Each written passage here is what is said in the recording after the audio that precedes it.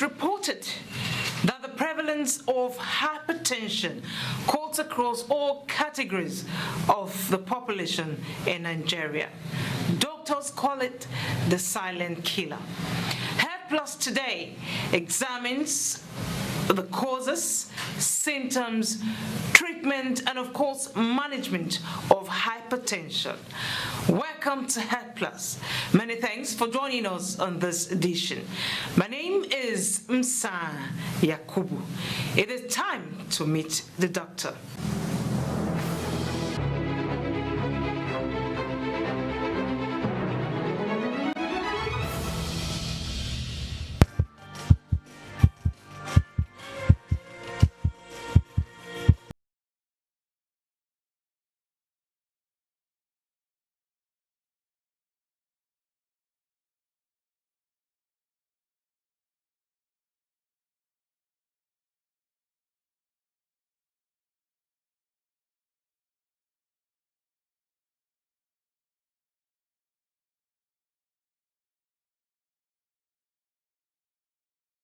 Maybe I should lay a background.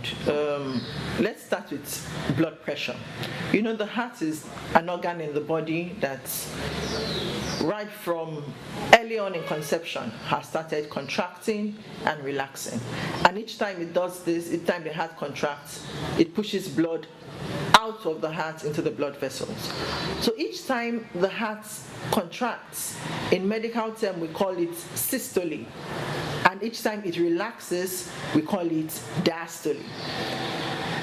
Anytime the heart contracts, the pressure that the blood within the blood vessels exerts on the wall of the blood vessels is called the systolic blood pressure. Whereas the pressure that the blood within the blood vessels exerts on the wall of the blood vessels when the heart is relaxed is called the diastolic blood pressure. Now, this blood pressure normally optimally should be less than 120/80. But when it becomes up to 140/90 and above, then it is said to be high blood pressure. Hypertension, therefore, is when the high blood pressure remains persistently high. In other words, you can have, for several reasons, your blood pressure can go high, but it does not remain persistently so. Then such a person will not be said to have high blood pressure. How do you define persistently so? So we say when your blood pressure is high, when it's taken more than 2 times, and at each time it is equal to or greater than 140/90, then we say that person is hypertensive.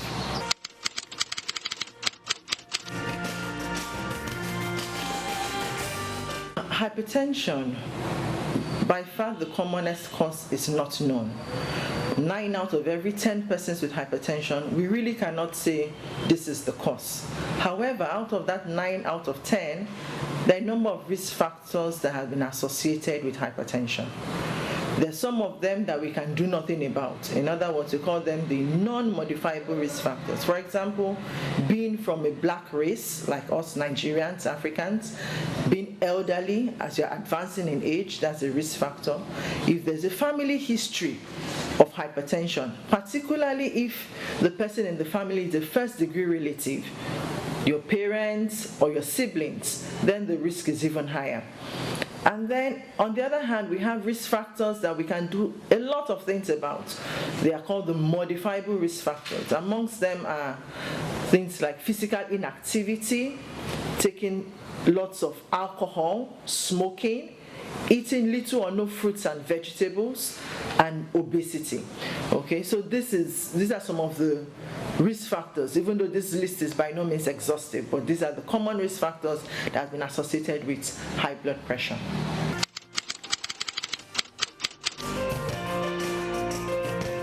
Hypertension or high blood pressure has been called the silent killer.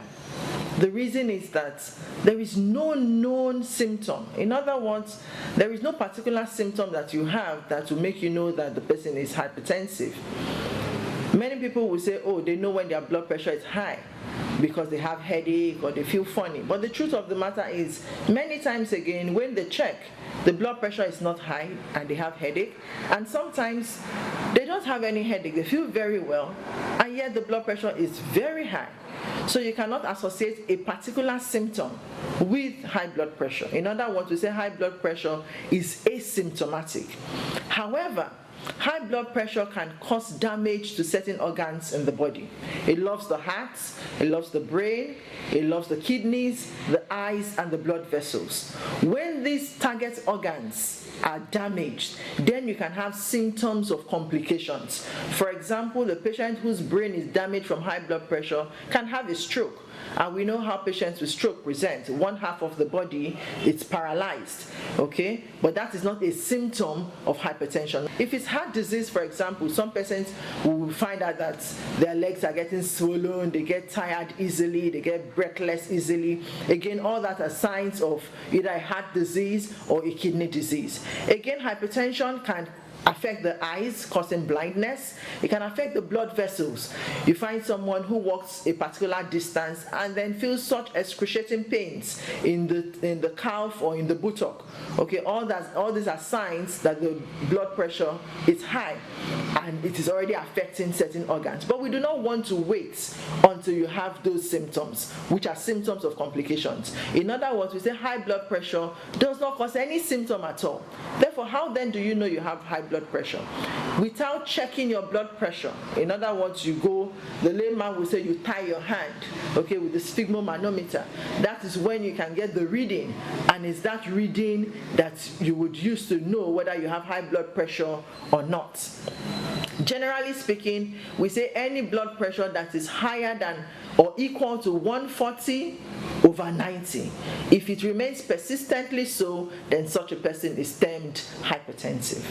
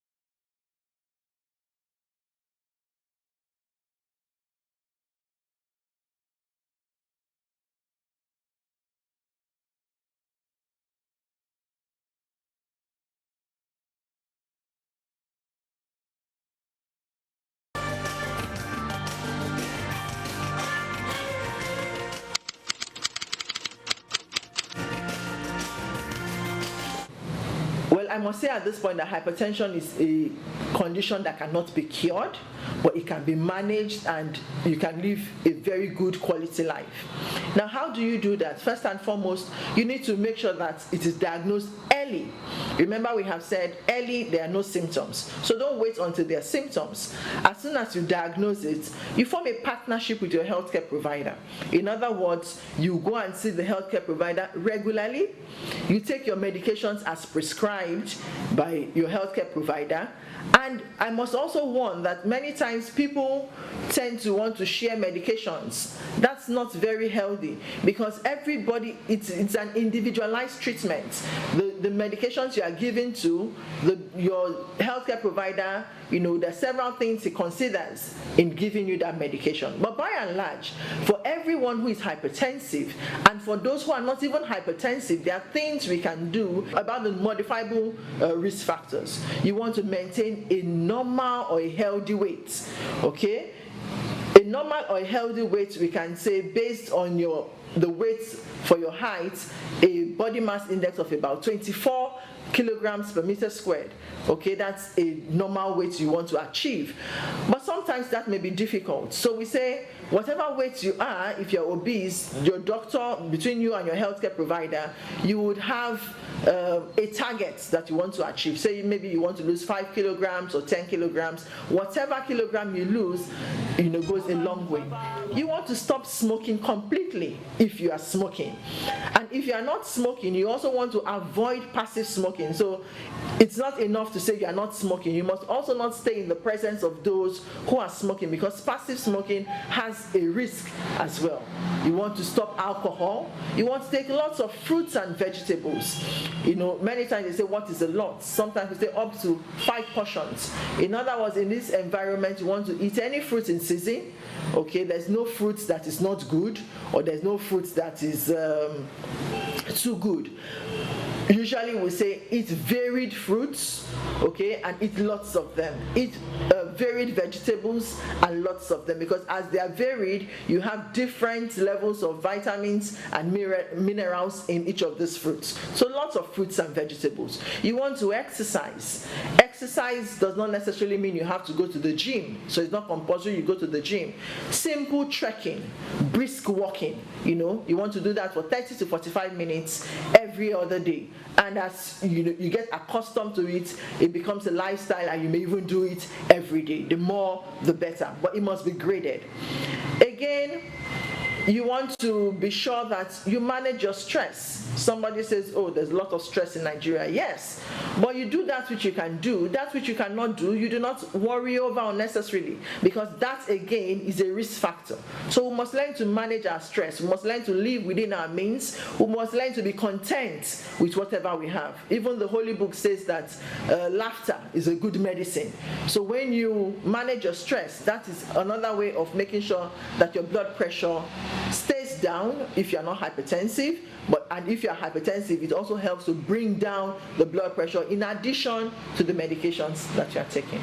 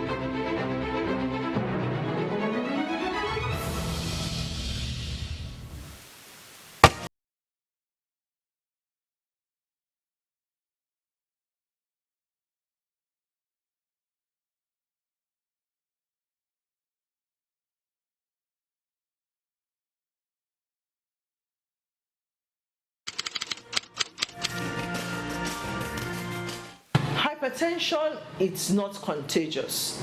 Hypertension, it's a risk factor for what we call the non-communicable diseases. And what are non-communicable diseases? These are chronic diseases that you cannot transmit from one person to another. In other words, a mother does not give it to the child at birth, or the husband and the wife do not get it. It's not like malaria that is transmissible from one person to another. So hypertension is not contagious. However, when you have people living together, having similar risk factors, the same kind of lifestyle, they may tend to want to be hypertensive. But that does not mean that it is contagious. Rather, it is the lifestyle that is operational that is putting them at risk of having high blood pressure or hypertension.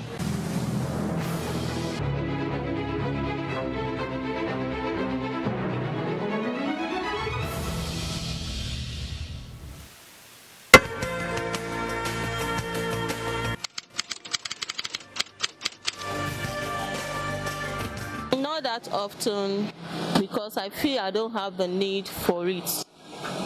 But I think it is normal to check your blood pressure as often as you can, so that you can know if you are in the right state of health, or maybe maybe if you have gone out of the normal state of health, because these days you never can tell when your BP is on the rise because of the daily hustle and bustle we go through in our society. So I think it is right for one to always check on his or her BP. I think I go to check my blood pressure, I think every 5 or 6 months, not regular.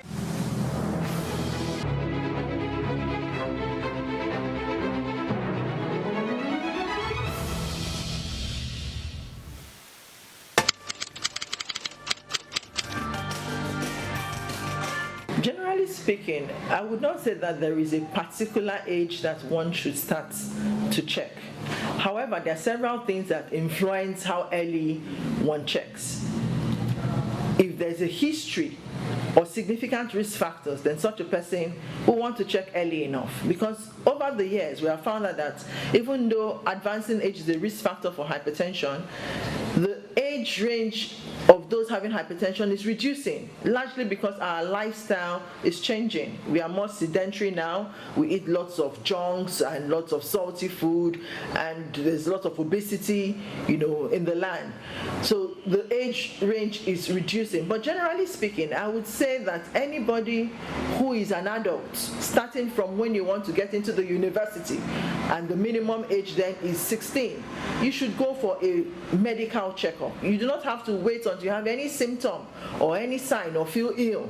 Just go and get your blood pressure and other things checked to be sure that your health is okay. And then depending on your risk, the doctor or your healthcare provider will determine how frequently that will be done. But there is no particular, I would not say there's a particular age, but the sooner the better, and the more frequent the better.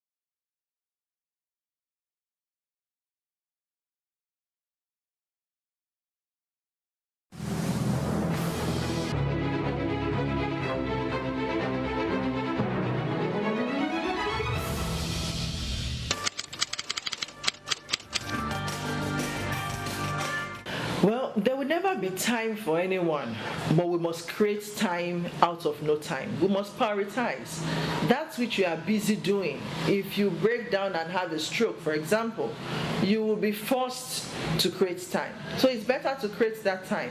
I want to admonish us, because I'm also a government worker, I want to admonish us to create time. And the government also has a role to play.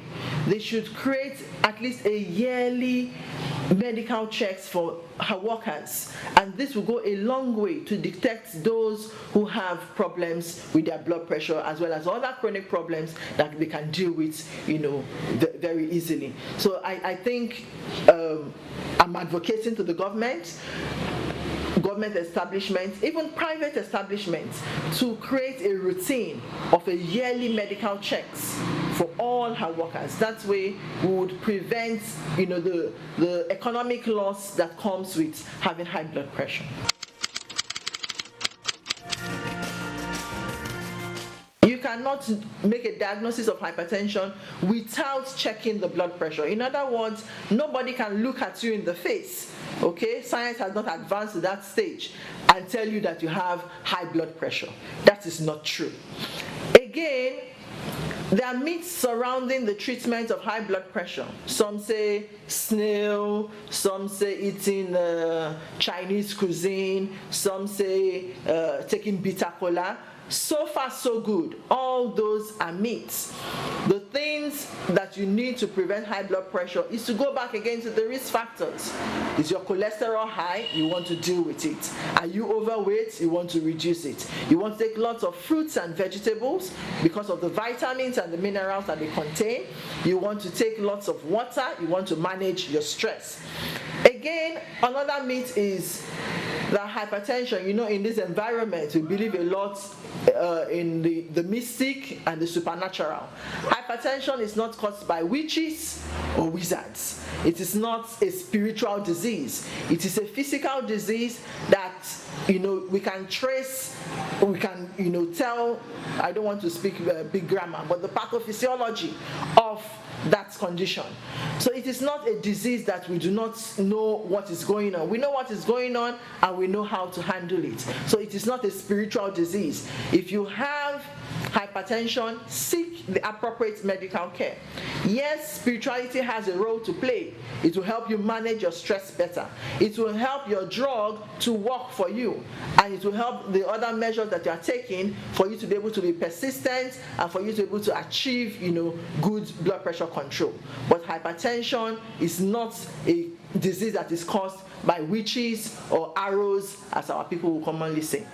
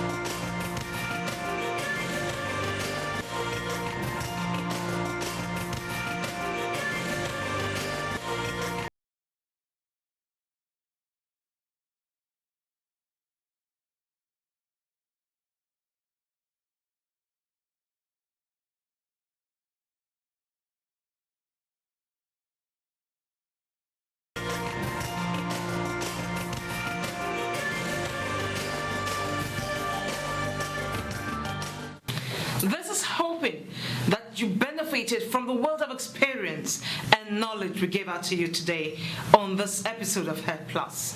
If you did, please join us again same time on our next edition. My name is Imsa Yakubu. This is saying to you, bye-bye.